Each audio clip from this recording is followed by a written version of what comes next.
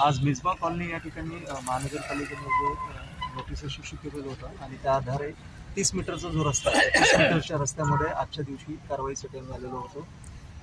या ठिकाणचे जे मालमत्ताधारक होते त्यांनी ऑलरेडी ह्या महानगरपालिकेला खूप मोठ्या प्रमाणात सहकार्य केलेलं आहे।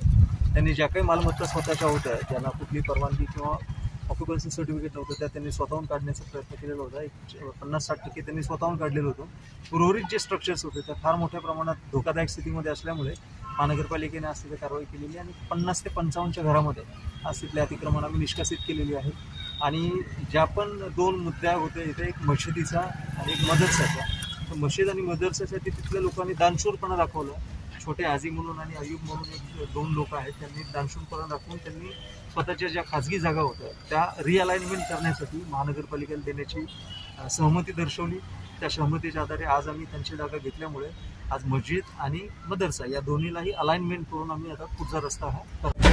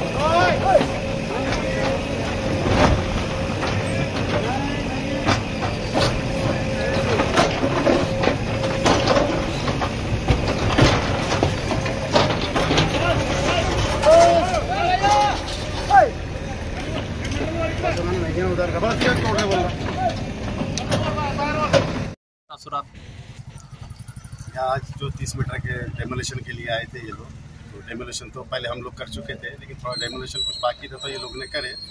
मस्जिद मदरसे के पास में थोड़ा मसला आ रहा था ज़मीन का, तो मस्जिद मदरसा डेमोलेशन हो रहा था उसमें, लेकिन सामने की ज़मीन वालों से सर ने बात करे और कुछ रहमाना कॉलोनी के लोग भी आए थे, माजी नगर सेवक शेरवाई साहब भी आए थे, अनीस भाई आए थे और भी लोग आए थे।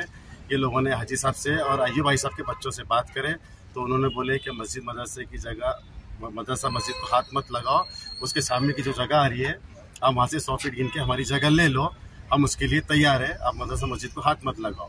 तो मैं आपके चैनल के इससे उनका शुक्रिया अदा करता हूँ और बहुत बहुत उनका पूरे महल्ले की तरफ से शुक्रिया अदा करता हूँ क्योंकि उन्होंने अपना बड़ा दिल करके मस्जिद मदरसे के लिए जगह दी है और मस्जिद मदरसा बचा है, छोटे हाजी साहब का भी और अय्यूब भाई साहब के बच्चों का भी।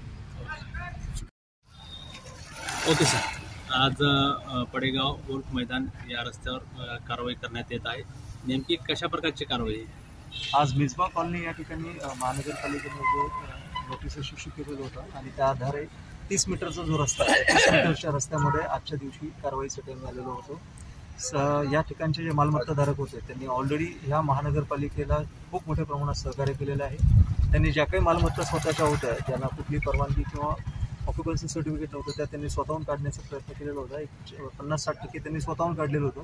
उर्वरित जे स्ट्रक्चर्स होते त्या फार मोठ्या प्रमाणात धोकादायक स्थितीमध्ये असल्यामुळे महानगरपालिकेने आज तिथे कारवाई केलेली आणि 50 ते 55 घरामध्ये आज तिथले अतिक्रमण आम्ही निष्कासित केलेली आहे।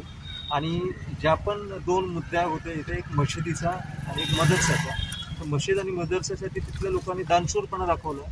छोटे आजी म्हणून आणि अयूब म्हणून 2 लोक आहेत त्यांनी दानशूरपणा दाखवून त्यांनी स्वतःच्या ज्या खाजगी जागा होत्या त्या रिअलाइनमेंट करण्यासाठी महानगरपालिकेला देण्याची सहमती दर्शवली। त्या सहमतीच्या आधारे आज आम्ही त्यांची जागा घेतल्यामुळे आज मस्जिद आणि मदरसा या दोन्हीलाही अलाइनमेंट करून आम्ही आता पुढचा रस्ता हा करणार आहोत। शहरातील इतर भागामध्ये पुढे पुढे कारवाई असणार आहे? यानंतर शहरामध्ये जे आम्ही सांगितले 9 ते 10 रस्ते होते त्यापैकी आता प्रामुख्याने हर्सूल येथील रस्ता आहे जिथं आम्हाला कारवाई करायची आहे. त्याच्यानंतर 7 हिल ब्रिजपासून भाजीपालेवाई चौकपर्यंत असेल किंवा चंपा चौक टू जालना रोड कनेक्टिव्हिटीचा रस्ता असेल, रेणुका माता मंदिरचा मोठा एक स्ट्रेच आम्हाला घ्यायचा आहे. तर त्या सगळ्या ज्या प्रोसिजर आम्हाला आहे त्या प्रोसिजर ॲडॅप्ट करून निश्चितपणे येत्या कालावधीमध्ये लवकर आम्ही ती कारवाई हातात घेणार आहोत. आणि आपल्या चॅनलच्या माध्यमातून सर्व सुज्ञ नागरिकांना विनंती आहे की त्यांनी महानगरपालिकेचे जे रोड वाईडनिंग आणि याच्यासाठी सहकार्य करावं. प्रशासनाला सहकार्य केल्यानंतर शहराचा निश्चितच एक वेगळा चेहरा येत्या कालावधीमध्ये आपल्या सर्वांना पाहायला मिळेल.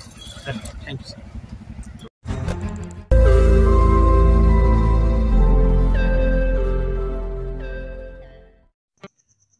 रोज नई खबरों को देखने के लिए हमारे औरंगाबाद समाचार चैनल को सब्सक्राइब कीजिए और नोटिफिकेशन पाने के लिए हमारे बेल आइकन को दबाइए ताकि हर खबर की नोटिफिकेशन आपको मिलती रहे.